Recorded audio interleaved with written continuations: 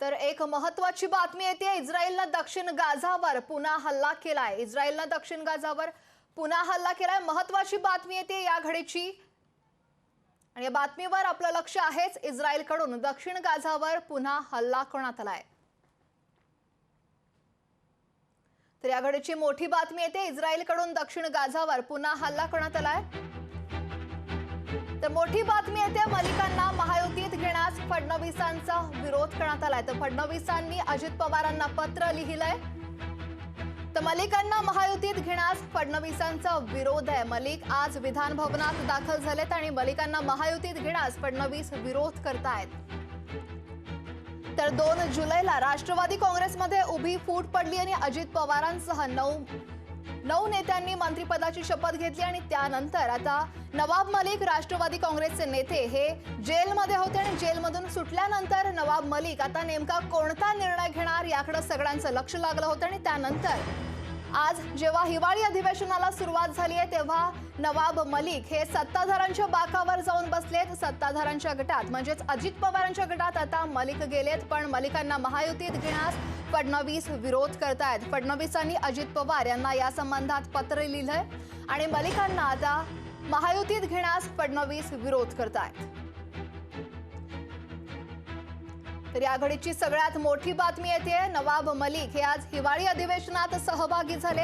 सत्ताधाऱ्यांच्या बाकावर आज सकाळी जेव्हा हिवाळी अधिवेशनाला सुरुवात झाली, सभागृहाला सुरुवात झाली, तेव्हा नवाब मलिक हे सत्ताधाऱ्यांच्या बाकावर जाऊन बसले। आज सकाळपासून चर्चा होती नवाब मलिक नेमकी कोणाची बाजू घेत आहेत आणि त्याच संदर्भात नवाब मलिक हे सत्ताधाऱ्यांच्या बाकावर जाऊन बसल्यानंतर अजित पवार गटात नवाब मलिक हे सहभागी झाल्याची मोठी बातमी समोर आली आणि त्यानंतर आता मलिकांना महायुतीत घेण्यास फडणवीस मात्र विरोध करतायत। मलिकांना महायुतीत घेण्यास फडणवीसांचा विरोध आहे। फडणवीसांनी या संदर्भात अजित पवारांना पत्र देखील लिहिलंय। तर मलिकांना महायुतीत घेण्यास फडणवीस विरोध करतायत। 2 जुलै 2024 ला राष्ट्रवादी काँग्रेसमध्ये उभी फूट पडली आणि अजित पवारांसह राष्ट्रवादीच्या 9 नेत्यांनी सरकारमध्ये सत्तेत अजित पवारांचा हा गट सहभागी झाला आणि त्यानंतर नवाब मलिक या दरम्यान जेलमध्ये होते आणि नवाब मलिक नेमके कोणत्या गटात सहभागी होणार याकडे सगळ्यांचं लक्ष लागलं होतं। कारण राष्ट्रवादीत उभी फूट पडल्यानंतर अजित पवार गट आणि शरद पवार गट असे 2 गट हे राष्ट्रवादी काँग्रेसमध्ये निर्माण झाले, पण नवाब मलिक हे नेमके कोणत्या गटात या संदर्भात सगळीकडेच अनभिज्ञता होती आणि नवाब मलिक जेलमधून बाहेर आल्यानंतरही त्यांनी ते तटस्थ राहिले होते। कोणत्याही गटात त्यांनी सहभागी होण्यास मान्यता दिली नव्हती, या संदर्भात कोणतंही विधान केलं नव्हतं। पण आज जेव्हा हिवाळी अधिवेशनाला सुरुवात झाली आणि तेव्हा नवाब मलिक हे सत्ताधाऱ्यांच्या बेंचवर जाऊन बसले आणि तेव्हा नवाब मलिक हे अजित पवार गटात सहभागी झाल्याची माहिती आता समोर येते। पण आता मलिकांना महायुतीत घेण्यास फडणवीसांचा विरोध आणि या संदर्भात उपमुख्यमंत्र्यांनी अजित पवारांना पत्र लिहिले। आपण हे पत्र लोकशाही मराठीच्या टीव्ही स्क्रीनवर बघतोय। प्रति श्री अजितदादा पवार, उपमुख्यमंत्री महाराष्ट्र तथा अध्यक्ष राष्ट्रवादी काँग्रेस पार्टी, सस्नेह नमस्कार। माजी मंत्री आणि विधानसभा सदस्य श्री नवाब मलिक हे आज विधिमंडळ परिसरात येऊन कामकाजात सहभागी झाले होते आणि विधानसभा सदस्य म्हणून त्यांचा तो अधिकार सुद्धा आहे आणि त्यांच्याबाबत आमची वैयक्तिक शत्रुता अथवा आकस अजिबात नाही, हे मी प्रारंभीच स्पष्ट करतो। पण ज्या पद्धतीचे आरोप त्यांच्यावर आहेत ते पाहता त्यांना महायुतीत घेणं हे योग्य ठरणार नाही असं आमचं मत, असं फडणवीस म्हणतायत। तर सत्ता येते सत्ता जाते, पण सत्तेपेक्षा देश महत्त्वाचा आहे आणि सध्या ते केवळ वैद्यकीय आधारावर जामीन मिळाल्यानं बाहेर आहेत आणि त्यांच्यावरील आरोप सिद्ध न झाल्यास आपण त्यांचं जरूर स्वागत करावं।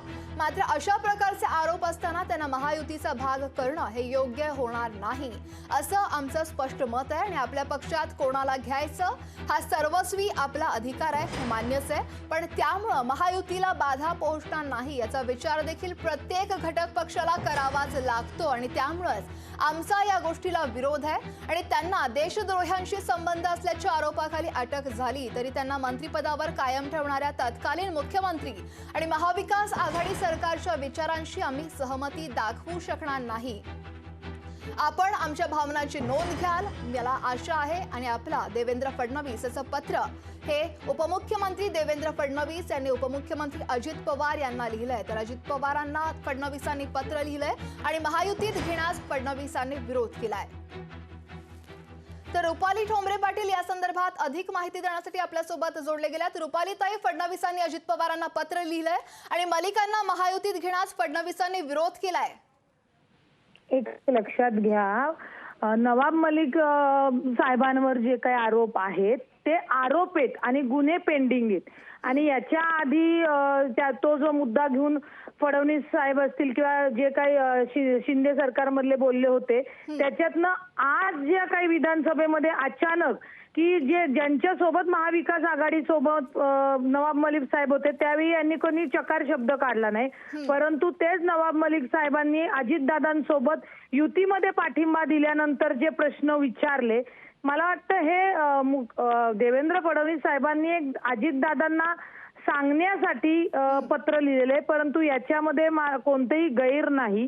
नवाब मलिक यांच्यावर फक्त आरोप आहेत, ते आरोप सिद्ध झालेले नाहीयेत, त्याच्यामुळे ही एक प्रक्रिया आहे ती आपण समजून घेतली पाहिजे। आणि आता तुमच्याच माध्यमातून हे पत्र जेव्हा फडणवीस साहेबांनी अजितदादांना लिहिलेलं आहे ते त्यांनी ट्विट केलेलं आहे की बाबा आम्ही अजितदादांना त्यांचं काही फडणवीस साहेबांचं म्हणणं आहे ते सांगितलेलं आहे, परंतु नवाब मलिकांवर जे आरोप आहेत हे आरोप आहेत, त्यांना गुन्ह्याची जी शिक्षा झालेली नाही, त्याच्यामुळे ही कायदेशीर प्रक्रिया चालू असताना राजकीय हेतूतनं जे काही आरोप होत आहेत त्याला कुठेतरी उत्तर देताना किंवा आपलं मत नोंदवताना आपल्याला दिसतंय।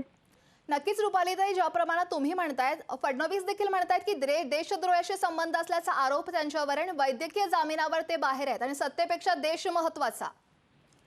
आता एक सगळ्यात महत्वाचं लक्षात घ्या, देशद्रोहाचा जो आरोप आहे तो आरोप आहे, तो गुन्हा दाखल केलेला आहे आणि ते मेडिकलवर बाहेर आहेत, परंतु ते एक आमदार आहेत, त्याच्यामुळे आमदाराच्या याच्यामध्ये त्यांच्या ज्या हजेरी असतात किंवा त्यांच्या जे काही नियम असतात त्याच्यासाठी ते तिथं हजर होणं स्वाभाविक आहे।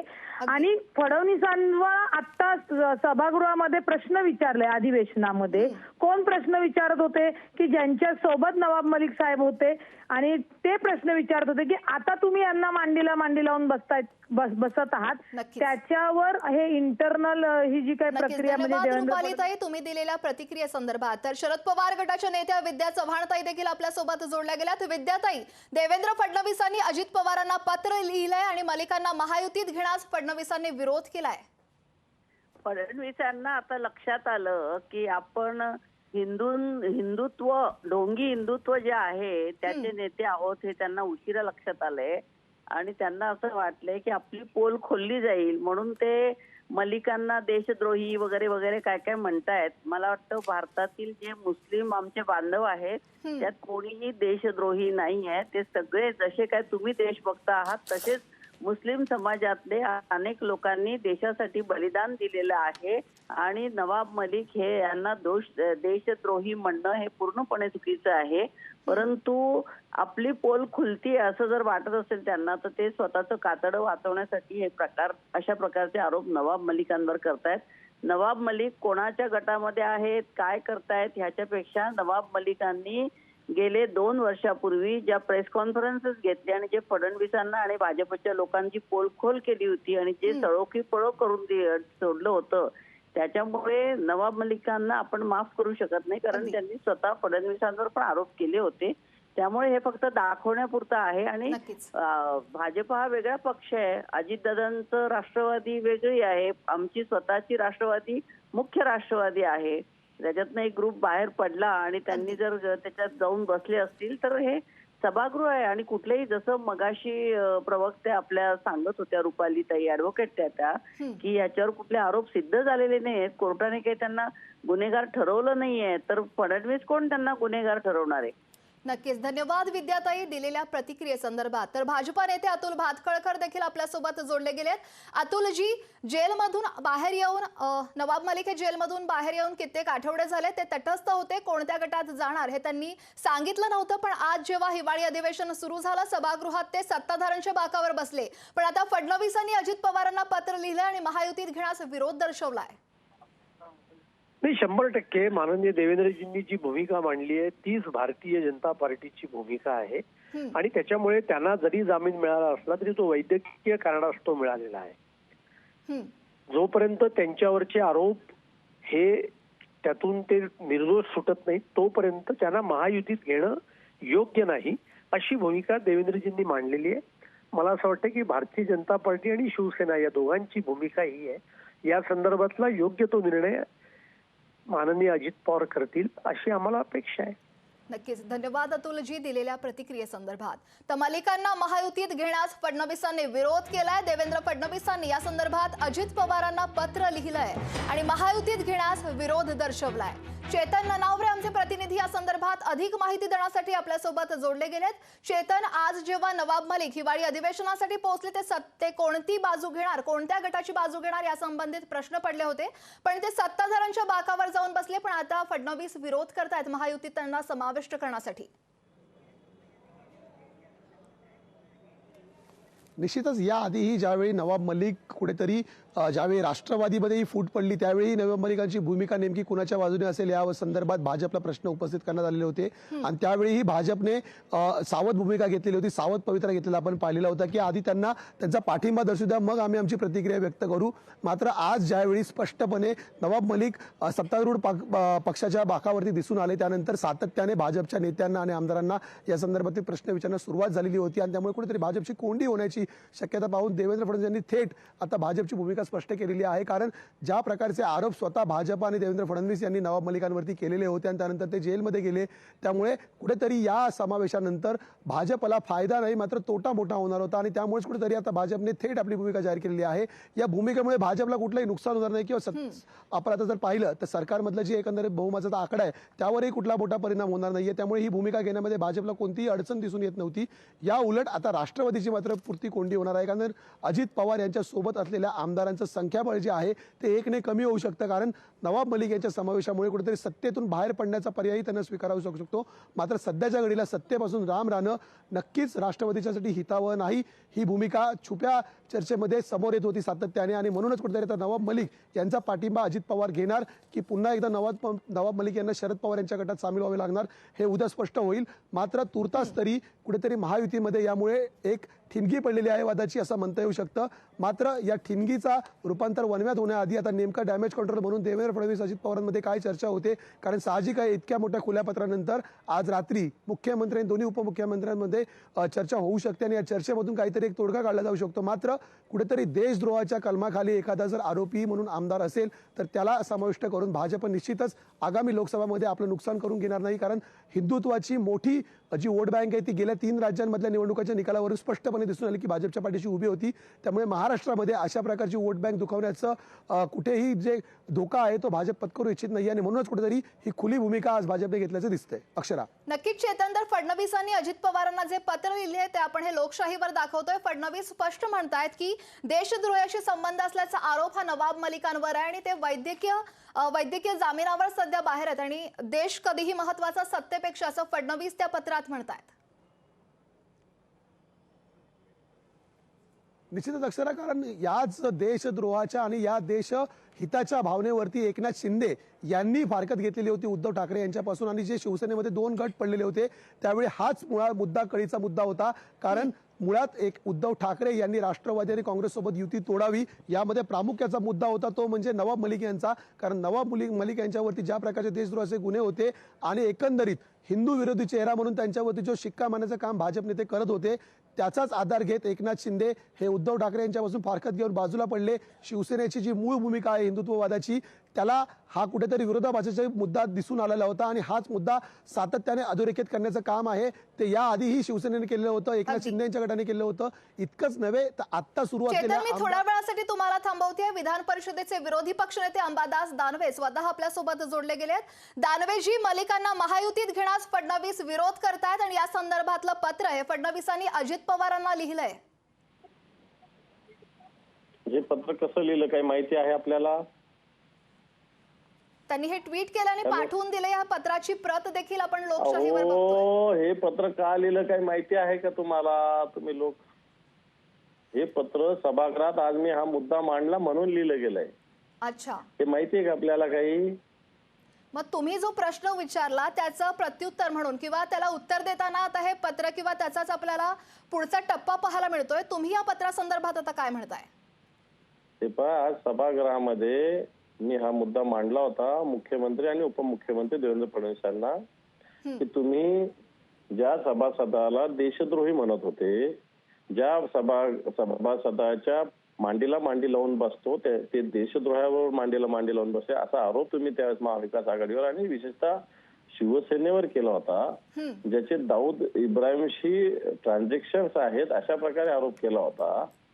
हे आमच्याकडे होते म्हणून आरोप केला होता. आज तुमच्या गटात येऊन बसले म्हणून हे आरोप साफ झाले का, हा प्रश्न मी विचारला होता उपमुख्यमंत्र्यांना, गृहमंत्र्यांना आणि मुख्यमंत्र्यांना. आणि मग मला असं दिसतंय की आज हे त्याच्याविषयी पत्र लिहिलेलं दिसतंय. नक्कीच. त्यामुळे तुम्ही जो प्रश्न विचारला आणि त्या संदर्भात आता हे पत्र समोर येते. धन्यवाद अंबादास दानवेजी, तुम्ही लोकशाही मराठीला दिलेल्या प्रतिक्रियेसंदर्भात. तर काँग्रेस प्रदेशाध्यक्ष नाना पटोले देखील स्वतः आपल्यासोबत जोडले गेलेत. पटोलेजी, मलिकांना महायुतीत घेण्यास फडणवीस विरोध करतात. फडणवीसांनी तसं पत्र देखील अजित पवारांना लिहिलंय. आज आपण विधानसभेमध्ये नवाब मलिक कुठं बसलेले होते आपण सगळ्यांनी पाहिलं, त्याची नोंद मीडियाने घेतलेली आहे. हो. त्याची बसाची व्यवस्था समजा सत्ता पक्षाच्या बाजूने केली असेल तर आता अंगावर येत आहे म्हणून या पद्धतीचं एक नौटंकी बीजेपी करते आहे का, हा एक प्रश्न आहे. आज सगळ्यात मोठी चर्चा तीच होती की कालपर्यंत राष्ट्रद्रोही लोक याच्यावर आरोप होते, जे जेलमध्ये होते, जेलमध्ये कसे सुटले, काय झाले ते सगळ्यांनाच माहिती आहे. त्याचं त्याला काही लपलेला थोडी आहे. म्हणून कोंबडा झाकला राहिला तरी तो सकाळी आवाज करायला काही थांबत नाही. आता सगळ्या राज्याच्या जनतेला माहीत झालेलं आहे आणि देशाच्या जनतेला माहीत झालेलं आहे की गुजरातच्या वॉशिंग मशीन मध्ये एकदा ते गेले तिथे एकदम स्वच्छ आणि एकदम साधू संन्यासी होऊन जातात. त्यामुळे हे सगळ्यांना कळलेलं आहे. त्याच्यामुळे ही नौटंकी जे बीजेपी करते ते करू नये एवढंच आमचं सल्ला आहे. नक्कीच. धन्यवाद पटोलेजी दिलेल्या प्रतिक्रियेसंदर्भात. लोकशाही मराठी ऐका, पहा, जागरूक रहा.